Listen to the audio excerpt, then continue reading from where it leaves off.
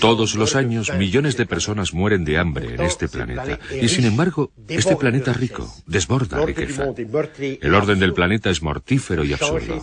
Hay que cambiar ese orden criminal del mundo. El humanismo o cualquier escrúpulo moral simplemente no son posibles en un mundo en el que reinan necesariamente, estructuralmente, la avidez, el deseo de poder y el cinismo más violento.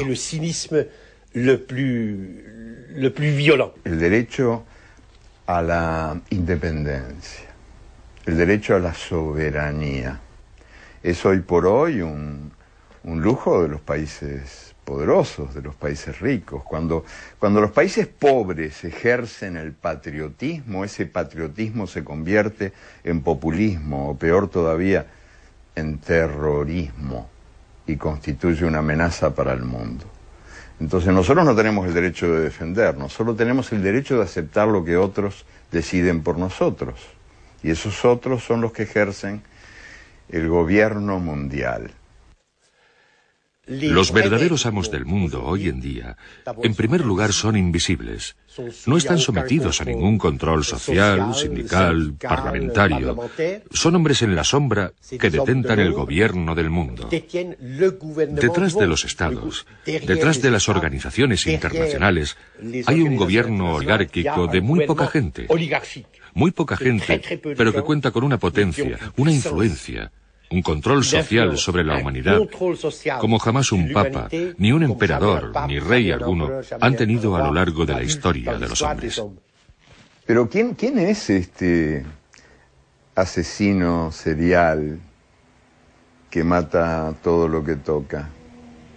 Habría que meterlo preso, se me ocurre, pero ocurre que no se puede meter preso a este asesino serial porque él tiene las llaves de todas las cárceles y porque es un sistema universal de poder que ha convertido al mundo en un manicomio y en un matadero.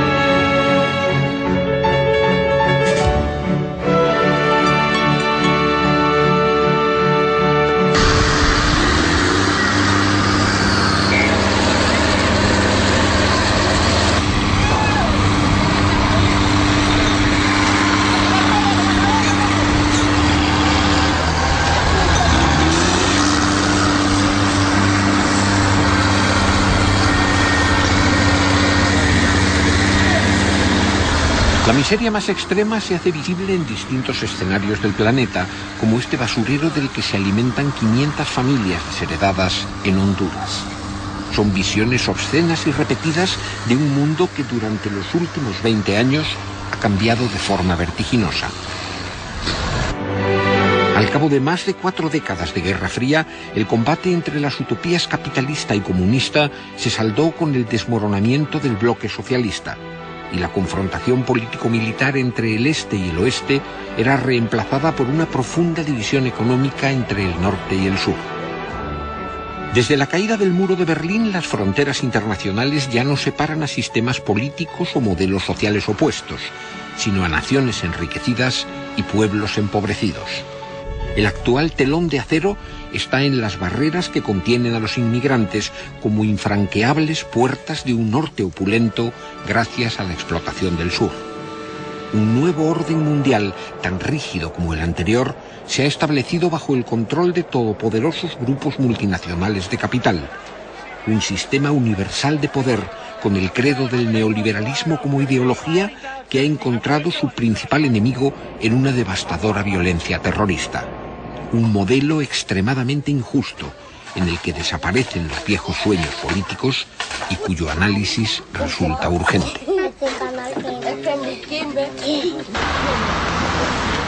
Jan Ziegler es una de las mentes más lúcidas de la izquierda europea. Profesor de sociología en las universidades de la Sorbona y Ginebra, sus ensayos políticos le han dado prestigio mundial.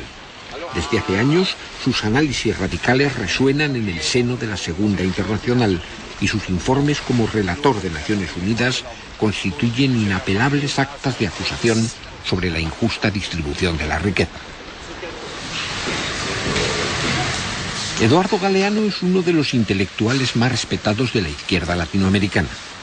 Un valiente ejercicio periodístico de clara oposición a la barbarie militar en el Cono Sur le forzó al exilio. Su insobornable compromiso ético, que se manifiesta en toda su obra por medio de una exquisita ironía poética, ha cimentado el reconocimiento internacional de su figura literaria.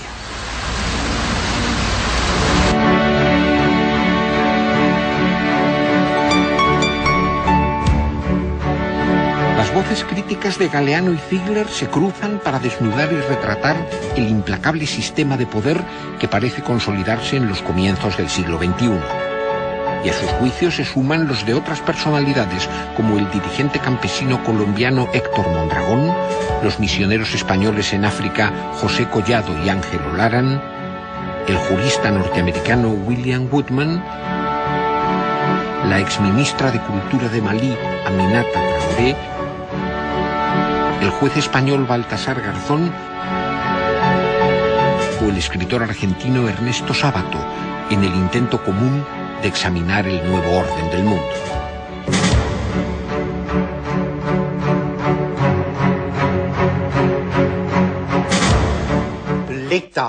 El Estado tal y como lo conocemos, el Estado nacional que surgió de la Revolución Francesa del siglo XVIII, de la unificación de los distintos países europeos, es un Estado territorial. Es territorial. Sus leyes dejan de tener efecto más allá de las fronteras, así como su policía y su justicia. Su gran poder de legislar está limitado por el territorio. Sin embargo, los amos del mundo, los amos del capital financiero mundializado, son totalmente independientes de cualquier forma de territorio. Porque en el proceso de creación del mercado globalizado, de unificación del mundo bajo la ley del máximo beneficio, uno de los tipos del capital se ha independizado. Es el capital financiero, el capital virtual, el capital líquido, el capital móvil que se hace visible y toma cuerpo en las bolsas, y que domina al capital comercial, al capital industrial, al capital social en todas sus formas. En la bolsa, cuando cierra Tokio, abren las de Frankfurt, Madrid, París y Londres. Y cuando las bolsas europeas cierran, toman el relevo las de Nueva York y de Chicago. Por lo tanto, el capital financiero recorre el planeta las 24 horas del día con una única finalidad: el beneficio máximo.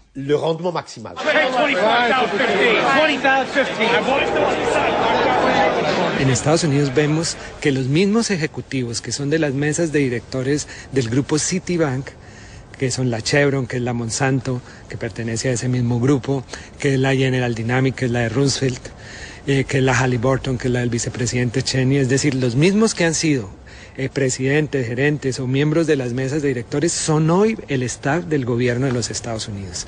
Es decir, que ya no podemos hablar de un gobierno en la sombra de estos grupos, sino podemos decir que mediante el gobierno de Estados Unidos estos grupos han empezado a ejercer directamente el poder, y que los que sí son entes meramente subordinados son la mayoría de los gobiernos del mundo, que dependen de ellos.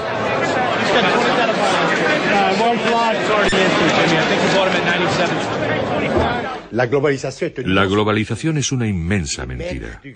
Los amos del gran capital, que dirigen el mecanismo de la globalización, dicen: vamos a crear una economía unificada por todo el mundo y así todos podrán disfrutar de las riquezas, de los progresos científicos, de los progresos del comercio, de los progresos de la libertad.